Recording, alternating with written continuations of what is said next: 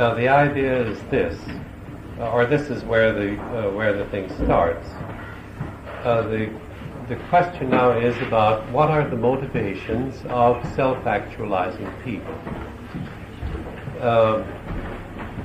That is, what are the motivations of people who are beyond needs of the ordinary style because they're already satisfied.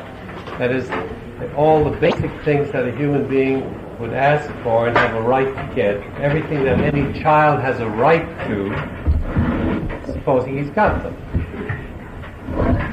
And then you're grown up and you're living at this level of self-actualization. Now, what moves such people? These are busy and active and capable people, and they're working hard generally. What moves them? And classical motivation theory up to this point has just no answer. Well, if in my examination of such people, I find to start with one very impressive fact that is true for every single one that I have ever met or read about or heard of, namely that they have a cause. That is, they have a vocation, a calling. It's something they may call, well, my job, but they mean a special thing by it, or my work. And the trouble is, there should be a halo around that of some sort. My work, it should be said in a different tone. It has a different meaning.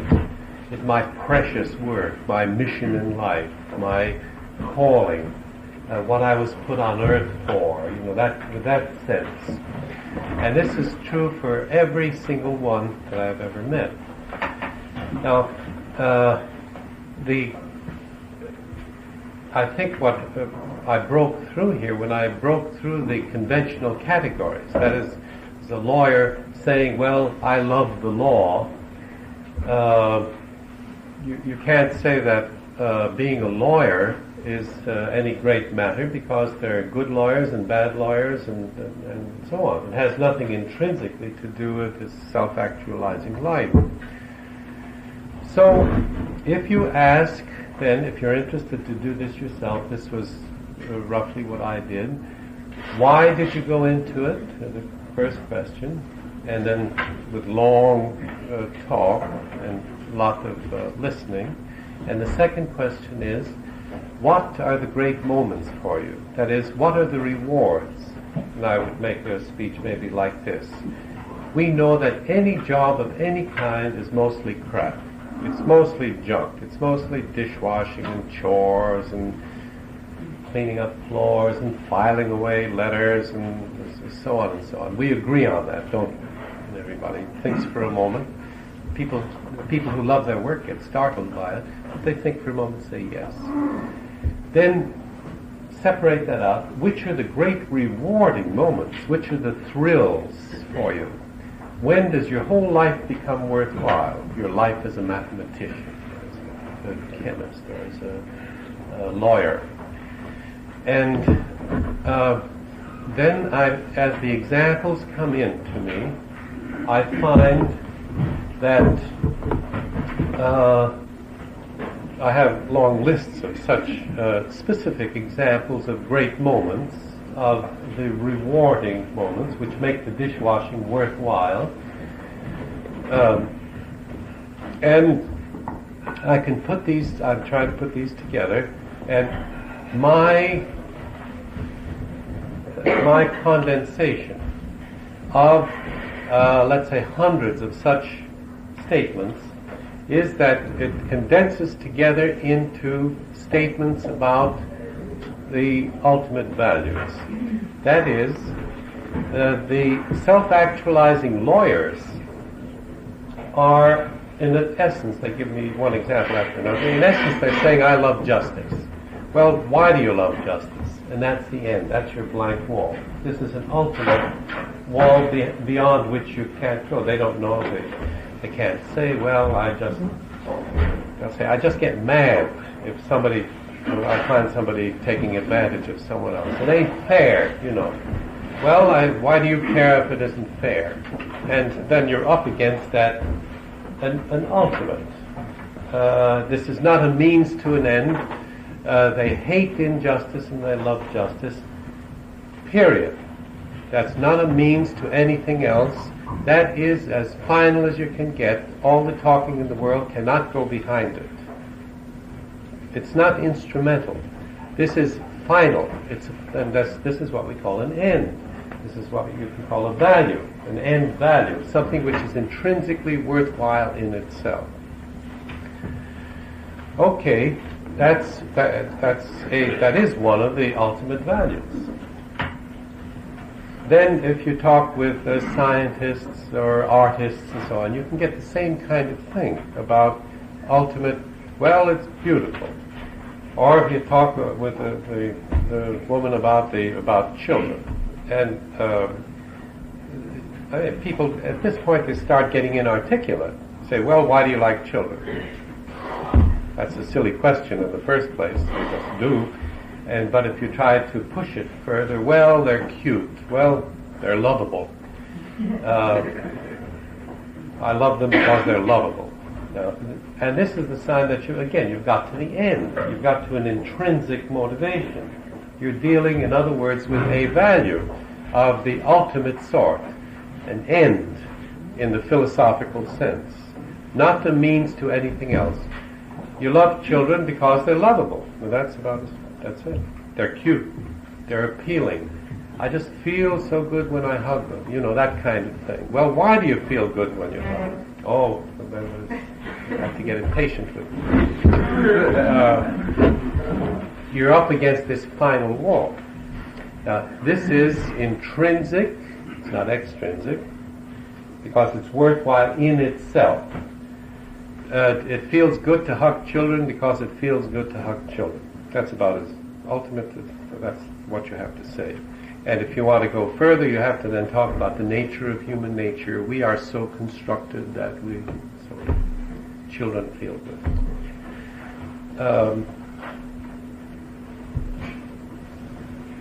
Now, at this point, there's a little jump in my working out. I don't have enough. I don't have thousands of such statements. Only maybe dozens or maybe 100. But it's quite clear that self-actualizing people are doing what they're doing for ultimate, final, intrinsic end values. And that's what they're motivated by. That's what they live for. That's what excites them. That's what they love. That's what they protect. That's what they'll fight for. That's what rouses them into anger and into indignation, into taking chances and fighting and maybe even risking their lives and so on. At this point, for my own theoretical strategies, since I had already discovered in another operation that it was from illumination experiences in peak experiences about the way the world looked and so on, I had worked out these ultimates again, and the ultimates I put down as a list of values of being, be values. And it looks to me offhand, although at this moment I won't push it any further than that, my impression is that list of be values would be about the same. These are the values of self-actualizing people.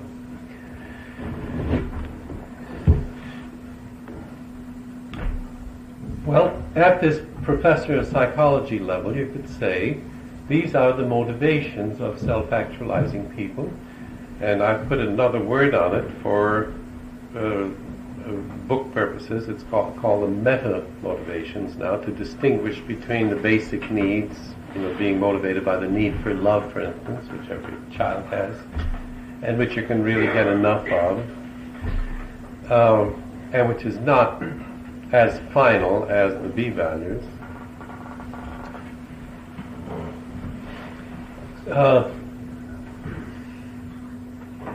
if you want to understand motivation at its highest reaches, so this is about as far as we can get, then you can say self-actualizing people are motivated by the eternal verities, by pure truth and justice and perfection and beauty and goodness and virtue and oneness and of comprehensiveness, that is of everythingness, and of the going beyond dichotomies and polarities, that is of integrating and making more oneness, and of a peculiar kind of humor, which I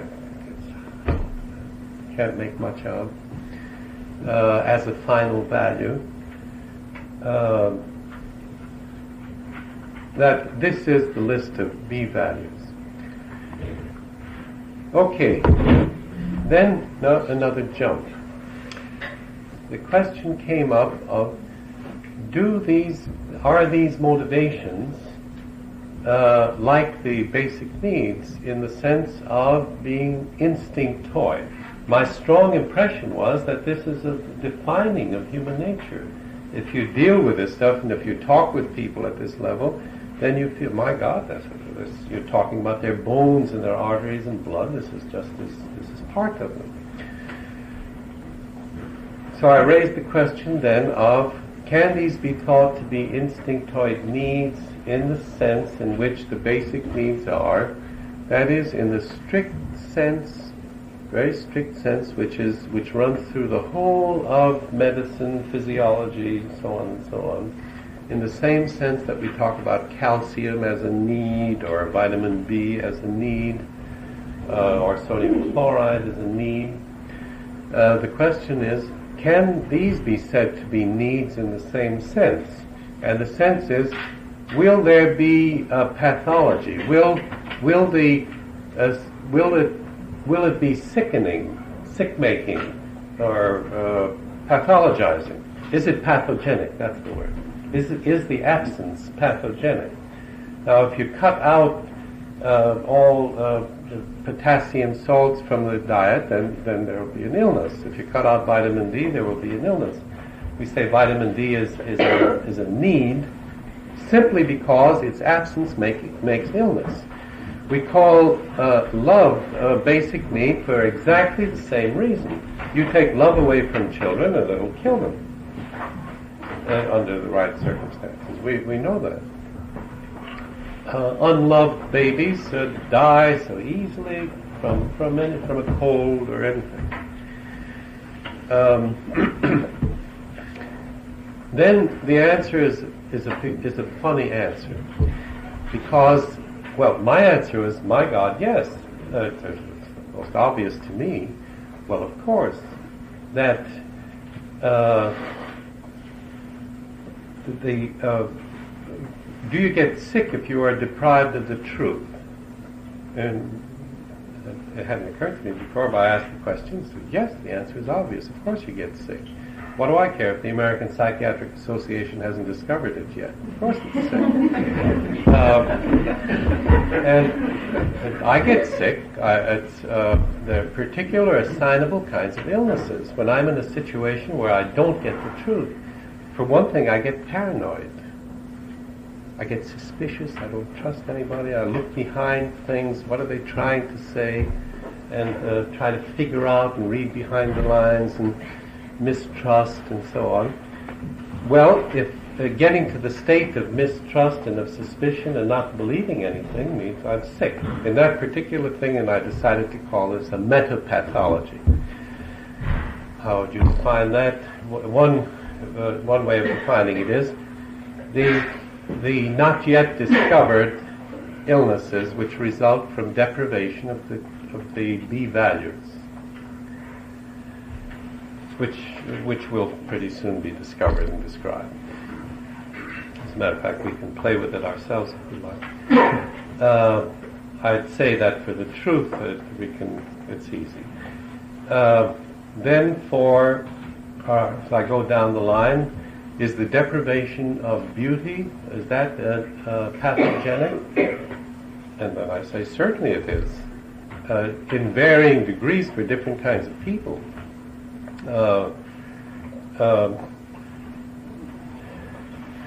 In my family, we have kind of a gradation of aesthetic sensitivities, and there's, let's say, my wife and one of my daughters who are extremely aesthetic, very, very sensitive.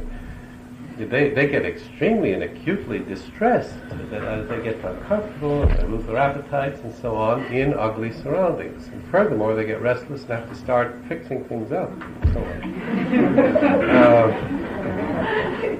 Now, I am less so. I am another daughter, of course, I suppose aesthetic enough, but not to that degree. My way of living in ugliness is I can endure it by simply becoming blind to it. And if I get conscious, I get irritated and so on, but I won't want to rebuild the house, and my wife will. As a matter of fact, she has to. And I've seen these people have sensitized me to this, and I've seen the people that we would call aesthetically sensitive, that we would pick out of the population, let's say the 1% most sensitive, are like that. To live in ugly surroundings sickens them. It makes them sick.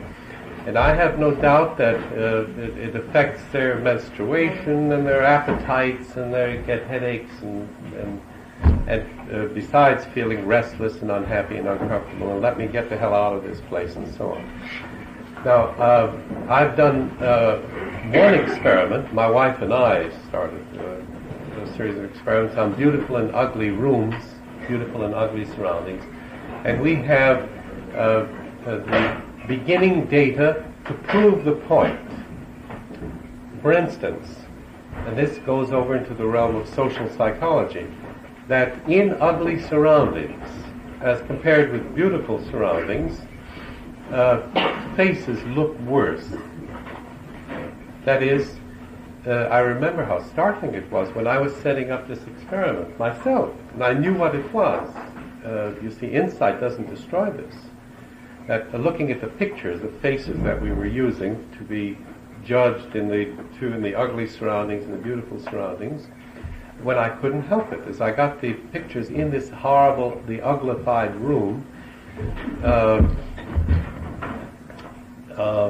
that I would see the pictures as kind of semi-psychotic. I remember thinking, oh, that looks paranoid to me, that face, and this looks dangerous, and so on. I get the feelings that the faces look bad. Now we have experimental data to prove that. Faces, and presumably human beings, therefore, we haven't done those experiments, look different in these surroundings.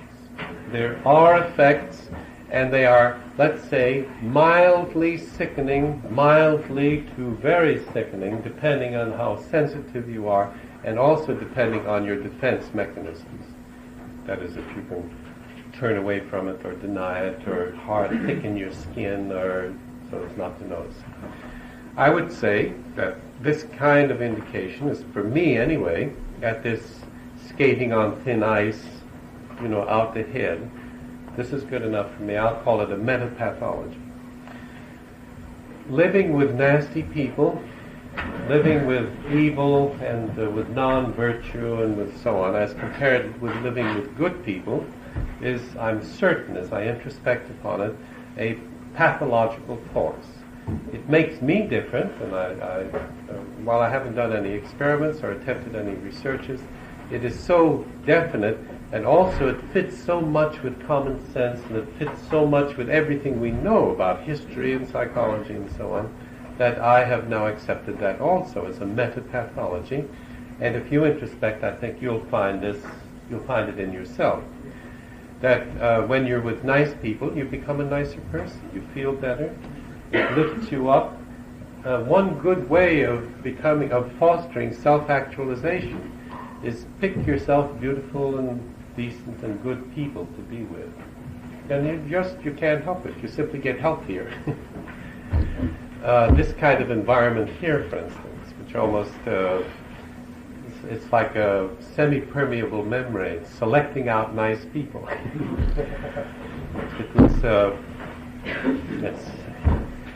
It's true. I remember once this will interest you, and perhaps it's also therapeutic for your own purposes. Once long ago, when I had to be in a small town, I was the manager of a small plant in a small town, and I was hated. I looked forward to it. This was the biggest plant in the town, and I thought, my God, here I'm going to have to spend my time in ceremonial dinners with the American Legion and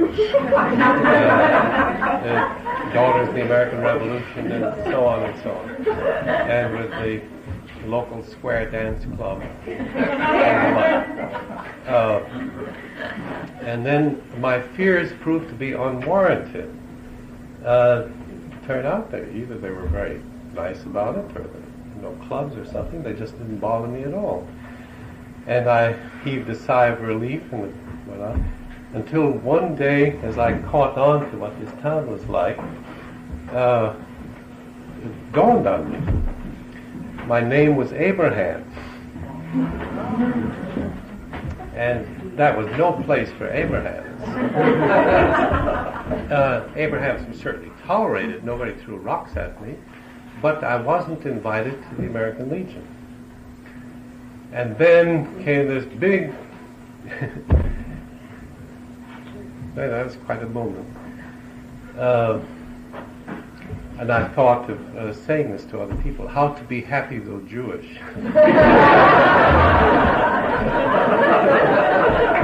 Or finally, the way I wrote it up was, I wanted to publish this because it was such a big insight for me.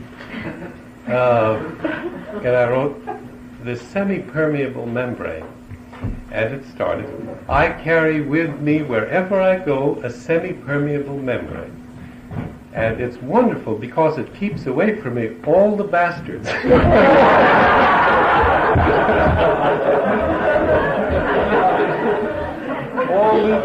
all the stinkers stay away from me. All the mean people and the cruel people, they stay away from me. And isn't this a wonderful thing? And how much would you pay for such a thing? Now that lets through only nice people and thoughtful people and kind people and so on. And then I got stuck at the end of the thing. I never did publish it. There was only one trouble with the semi-permeable membrane. It let through the Jewish bastards.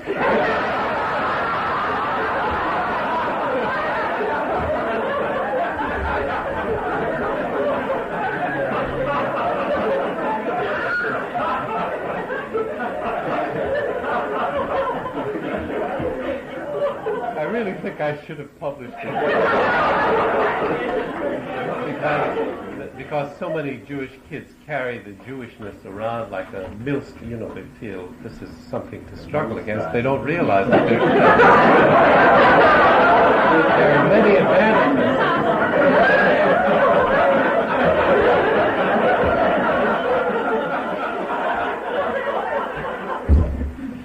Well, I think it's well from this kind of thing. This is my justification for saying to live among evil or bad or nasty or intolerant or cruel people makes you sick. This is, and here I can introduce the word, this is a spiritual illness. The illnesses I have been talking about have been through the millennia called spiritual ailments. If you don't love mankind, if you finally get to the point of mistrusting everybody, or of hating everybody, or of thinking that everybody is, that human beings are just simply intrinsically evil, all of them, all the way, then of course you're sick. You can't be friends with anybody, really. You can't love anybody. If you can't love anybody, that makes the whole institution of marriage and all the things around it is practically impossible. And then, of course, you're deprived. And I would say that was an illness. Now, technically, I'll call it a metapathology. For other purposes, a spiritual illness, and for still other research purposes, this is one of the value pathologies I would speak about. Question: if you are if you live in an unjust environment, what happens? Well, we have case histories right through history. There are plenty of them. Read about.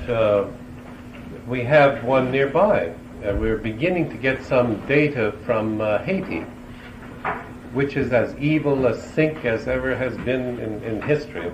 It's just this Duvalier. This is just a plain evil place. It's worse even apparently than Nazi Germany. It's because it's kind of a just destructive and evil all the way up and down the line. Well, in such an environment, it's quite clear that people get sick in a particular way. That is, the cynicism in various senses, the mistrust of the possibility of goodness in human beings, the mistrust of all human beings, the mistrust in all values, and the conclusion that it is impossible that there should be good values, or that all the values which those Americans up there keep talking about, that this is all a fake and a pretense, it's phony, or it's a cover-up, it's a nice coat of varnish on things, and underneath it there is rot and corruption, and so on and so on. And so on down the line, for each of these B values, as I've tried them out tentatively, it seems to me, yes, if I ask, for instance, the question, what would a life be like without any humor whatsoever of this highest, the B humor, that is, mystic's humor, godlike humor? What would happen to people? And of course, we know what happens to people without any humor. That's one of the symptoms of paranoia, for instance. And to be without humor of that kind altogether is an extremely pathogenic thing. Okay, there are metapathologies, and then there's a general metapathology, and the state of valuelessness, which is of extreme interest to me because of trying to figure out the new left, the youngsters who are. It changes. Those youngsters have changed for me anyway. The theory of self-actualization to some extent, because I have found youngsters, fine youngsters, who fulfill the criteria of self-actualization that I've had. They were gratified in all the basic needs. They were using their capacities well, and there were no symptoms, no psychopathological symptoms obvious.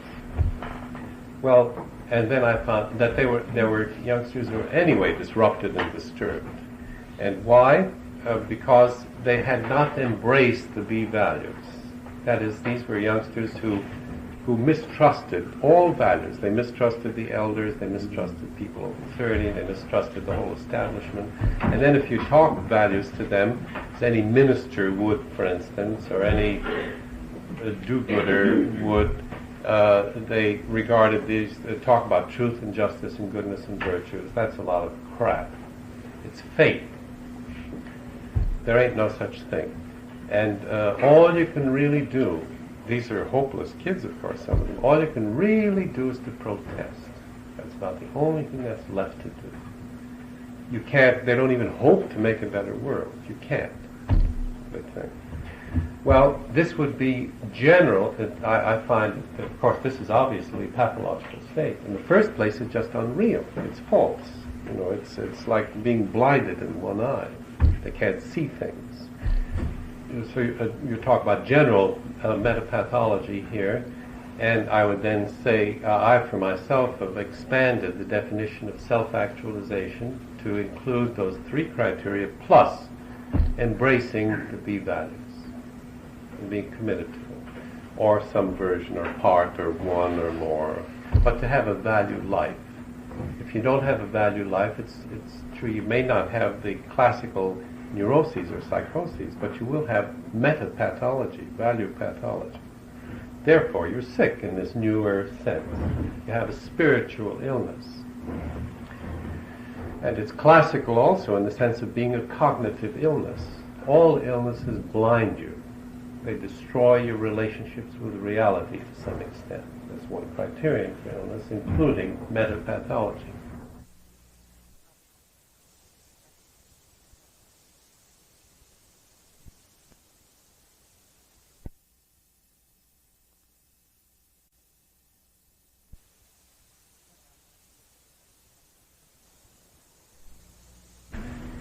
Okay, another jump. I would say that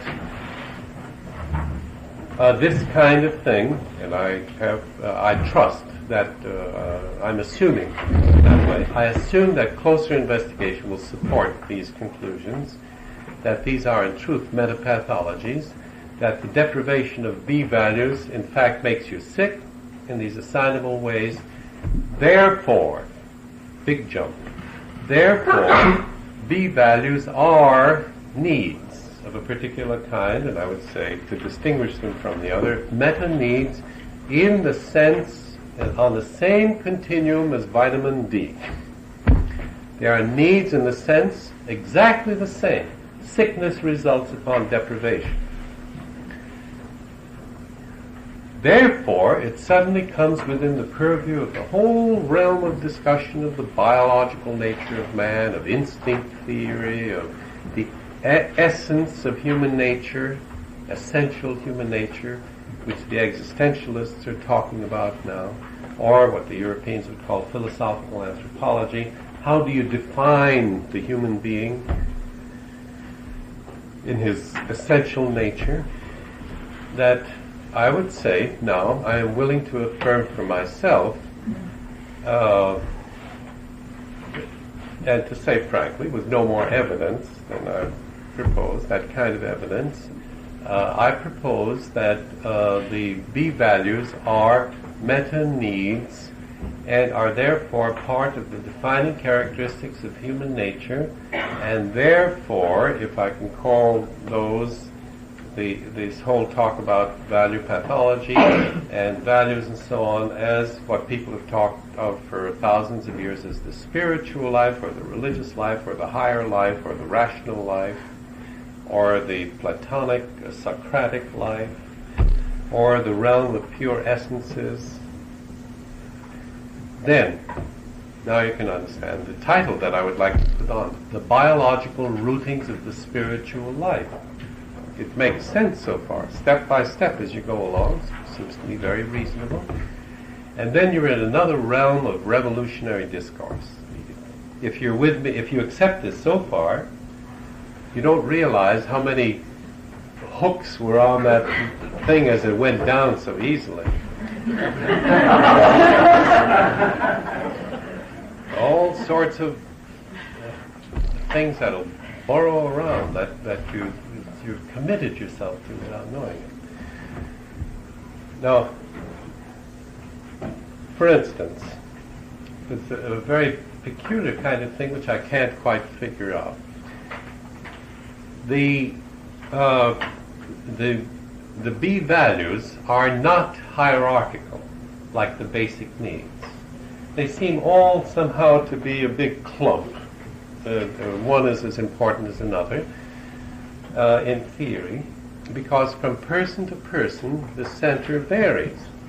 And I gather so far that it is our constitutional temperamental nature, this real self, the core, the biological core, the thing that makes me different from you and you and you and you, and makes us different from each other, that will make one much more sensitive to truth, another much more sensitive to beauty, another one much more sensitive to justice.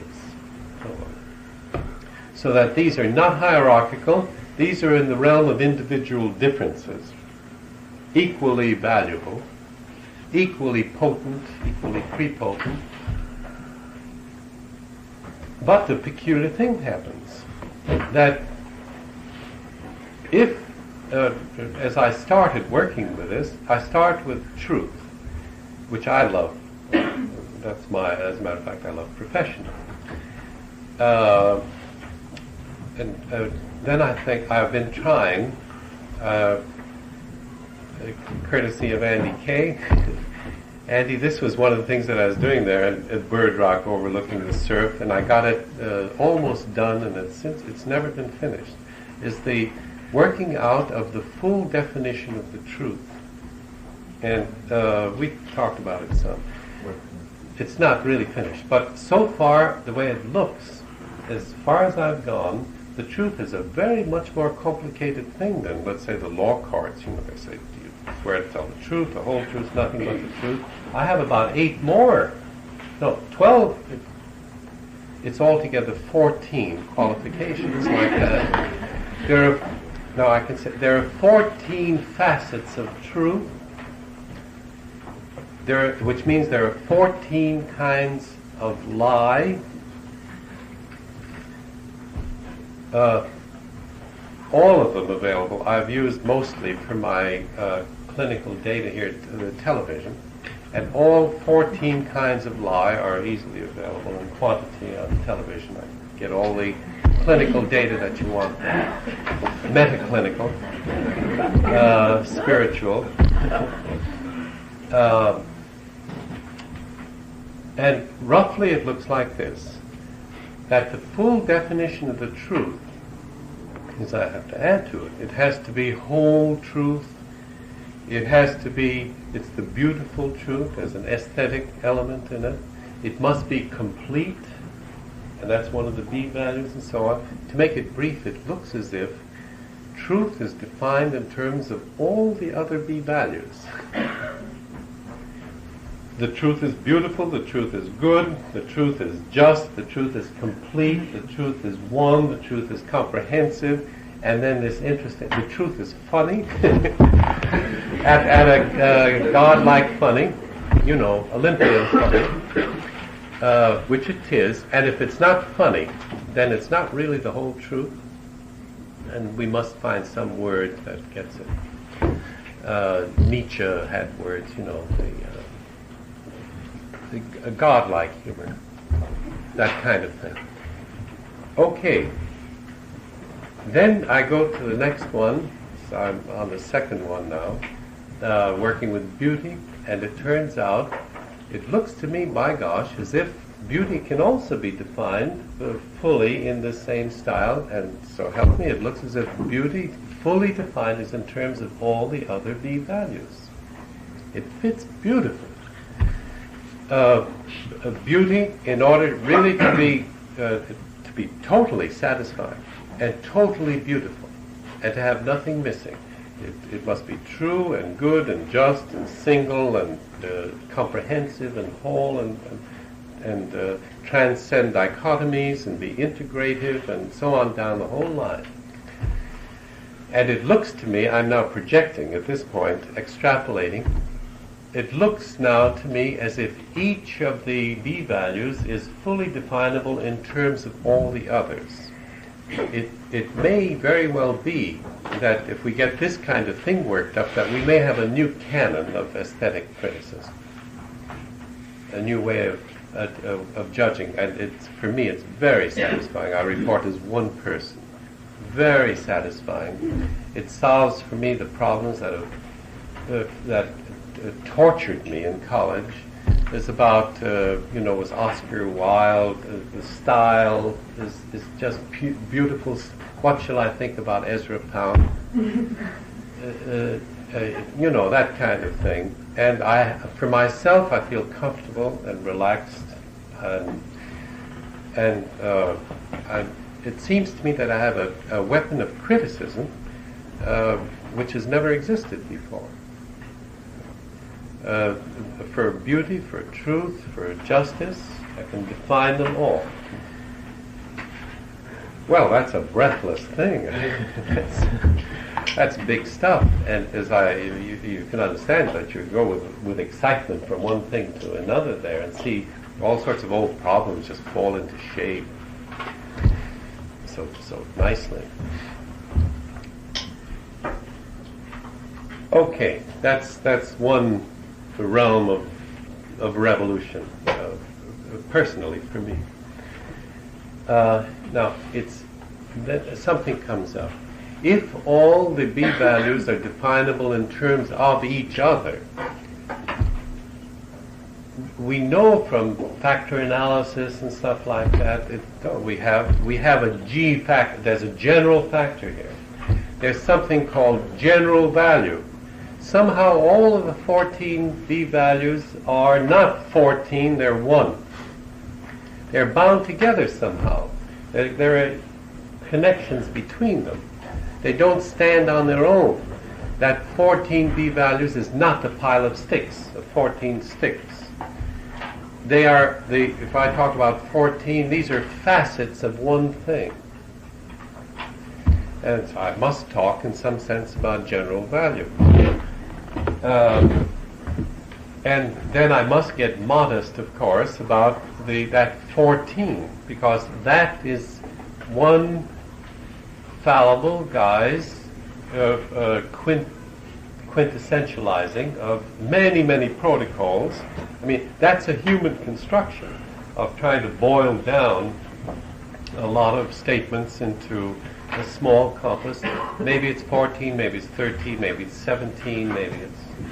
I mean, I'm certain that it can't be terribly different, but I'm equally comfortable with the thought that somebody else would come along with exactly the same data and make it somewhat different, 13 instead of 15 or whatever.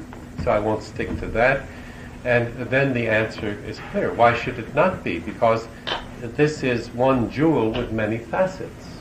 And so you look at this value, G value, general value, you look at it from one angle and then you see one glitter. And you look at it from another angle and you see another aspect of it. And then you start thinking of all these old philosophical problems. Nominalism, and do generalizations exist, and are there pure essences, and is there such a thing as truth, or is truth just a kind of a word for many, many true things? And the professors of philosophy have been struggling with this ever since anybody wrote it down. And here are answers which come from another angle, and therefore have a dignity which the philosophical answers haven't. They come from the direction of science. That is, these are, now it's perfectly true, I know very well that I'm skating around on very thin ice. I happen to like that, personal pleasure. I like scouting out ahead. Granted that this is not proven and solid and certain and so on, but where does it come from? It comes from at least the quarter of the compass, which is science. It comes from that direction. If you want to say it's a little out ahead of solid science, okay. Pre-science, empirical theorizing, but I'm a scientist. And that's the kind of theorizing that a scientist is doing, and poking out ahead there. So it has to be taken in a different way than professor of philosophy stuff. It claims a different kind of work. These you can go on with these revolutions one after another. At least if you just look through a history of philosophy book and see how this stuff just makes each of the chapters look different. Come back to the human being. If you have let's say the self-actualizing person who is, I've now learned, he says, well, I'm devoted to justice. I now say to myself, I translate it. This guy enters into the realm of general value via the portal of justice. Actually, justice fully defined, as I find it in self-actualizing people, is defined by all the other B values, roughly speaking, and therefore he loves general values. Concentrating on that part of it for which he is most suitable and which he loves most, and for which he, in his own human, partial, since no human is total and complete, that's what he's good for, so he devotes himself to that. Perhaps the way a scientist might to the truth. He would say, well, I'm really interested in the truth. But the difference between the self-actualizing truth and other kinds of lesser definitions of the truth, that's very, very different. And so he is kin and brother to this other guy who says, well, I'm leading, it's a completely different kind of life. It's fine about the truth and about your scientific work and the advancement of knowledge and so on, but I am devoted to justice. It's not so. They're both devoted to the same thing. But they're pulling the same wagon. Only they do it, one does it, he's got a good set of muscles on this side, and the other one has a good set of muscles there, and they do their own special job, and it's a division of labor, you might say. That's one of the, if you're interested in that theory of revolution, this is built into it. That is, in the theory of social improvement, social change, of what shall we do in a world which distresses us and we'd like to do something about, that principle is very important and follows from this discussion of you find out who you really are, which means what you're best for, what you're good for, ultimately, in a perfectionistic way, what you could do better than anybody else in the whole world, what nobody could substitute for, then that's your fate, your call. Furthermore, it's so nicely arranged, that's what you will enjoy most. Very synergic. You be as profoundly selfish as possible, and you find then you're being the most altruistic, most unselfish. The dichotomies here are very, very clearly transcended. Selfishness and unselfishness and so on. I mean, they melt into each other. And that's part of the theory of revolution. Is one part of it is called be in this sense at the B level. Be sure to be very, very selfish, because that's the best way to help the world. If you ask one of these people, let's say this lawyer with the justice and so on, and you ask him, well, how would it be if you weren't a lawyer? You'll find that for anybody who really loves his work, who loves his fate, who loves his destiny, the vocation, this is a kind of a senseless question, because they can't very well imagine being. It would be like if you could imagine you were something else. Okay? If I say, now try to imagine being a man, and well, you can't. If you're not, you literally can't. And for these people, this is the way it is. For someone who loves his work, of course that includes many more than self-actualizing people. For anybody who loves his work, or his fate, or his career, or what life has brought for him, you'll find he cannot conceive of this, and I will therefore say that this has been introjected into the self, or interiorized, or it has another way of, it has become a defining characteristic for him of his self. When he says, I am this kind of a guy, as I would say for myself, I would certainly say I'm a psychologist. It's very important for me. I can't even conceive of not being a psychologist. I don't know what it would feel like. Probably awful.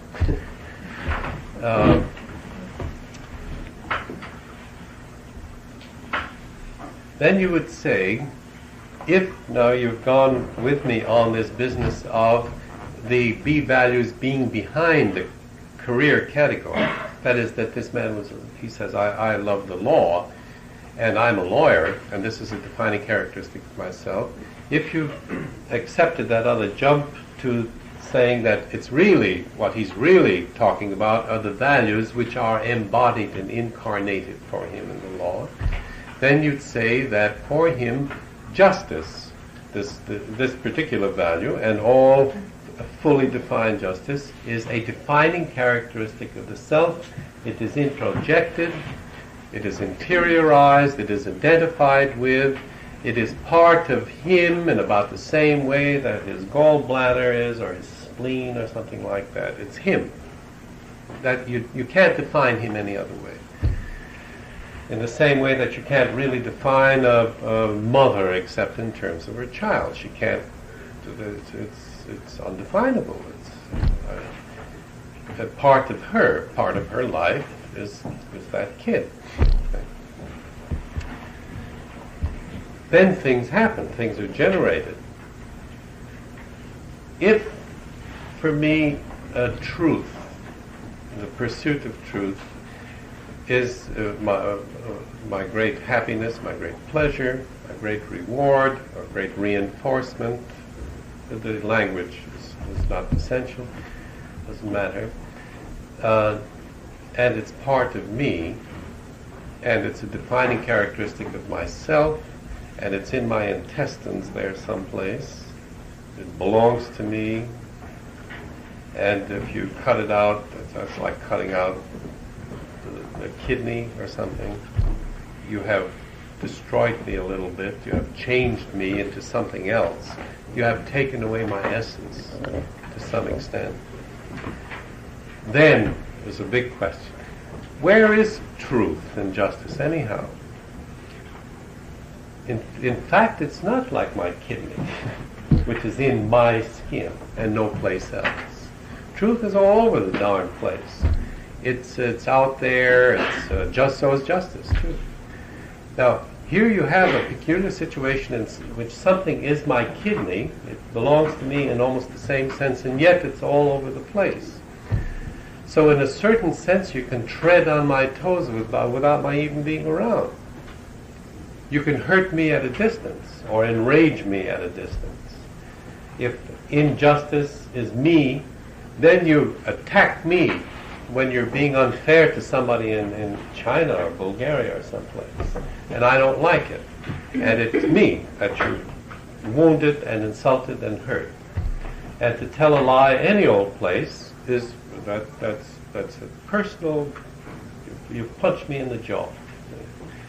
If the truth is really introjected, if it's really interiorized, I report to you that my impression is with my subject, it is like that to some extent. It somehow, some way, it is like that. At least to some degree. At least when it's within sight or earshot or something like that. Such people get distressed over attack upon the values. They get depressed and unhappy and angry, and they will do what they can, and they'll fight and so on. Okay, so jump. You say, life is not worth living unless you have something to die for. I report to you that this is what people die for. Therefore, life has a meaning.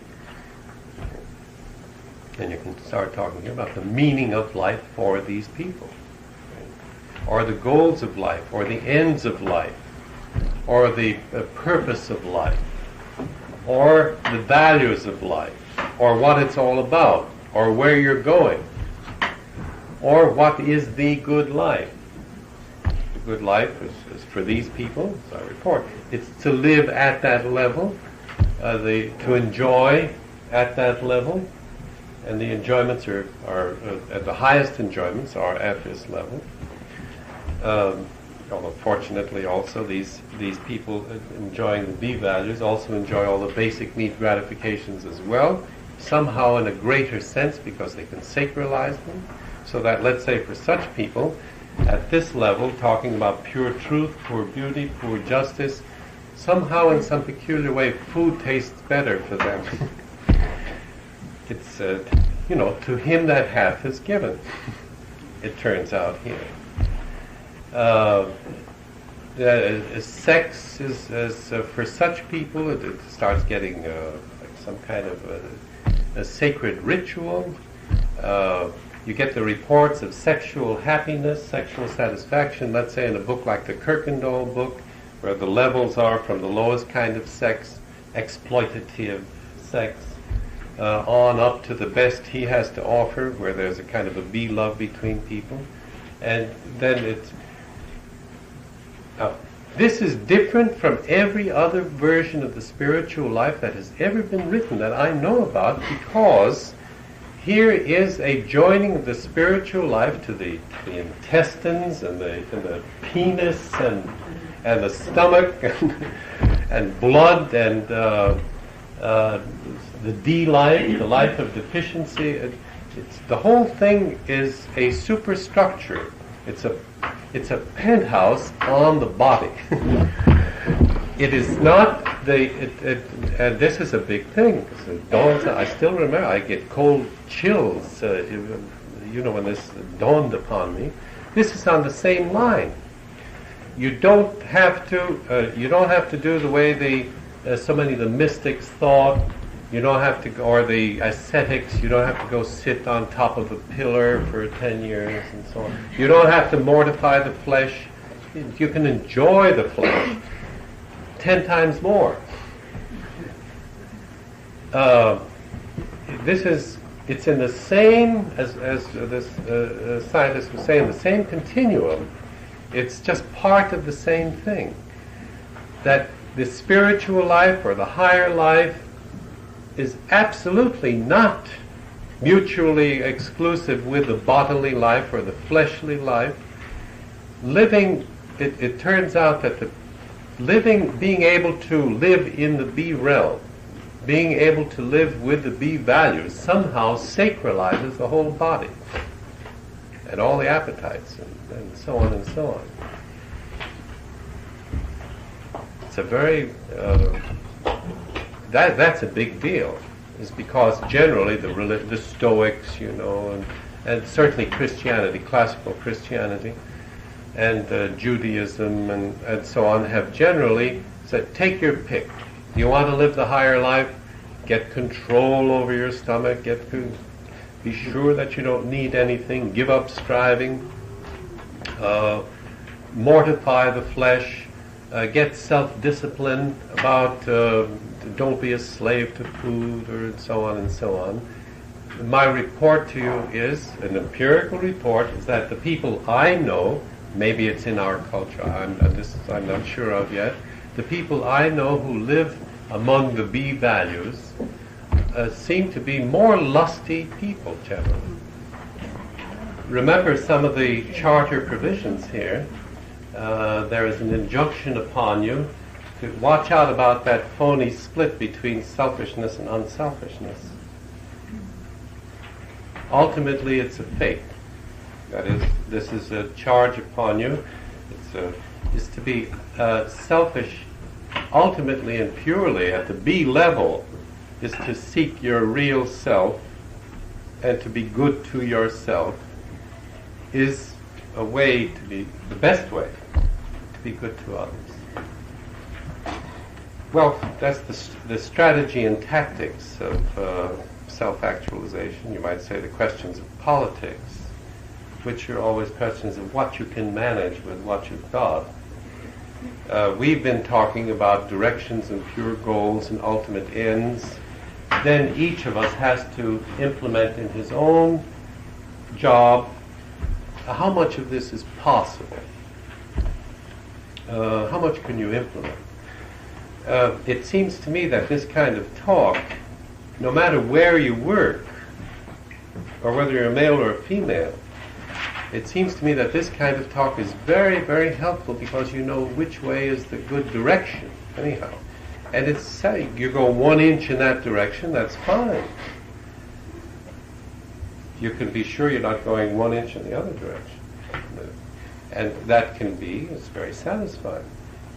The humanistic psychology is vectorial. It's a good word.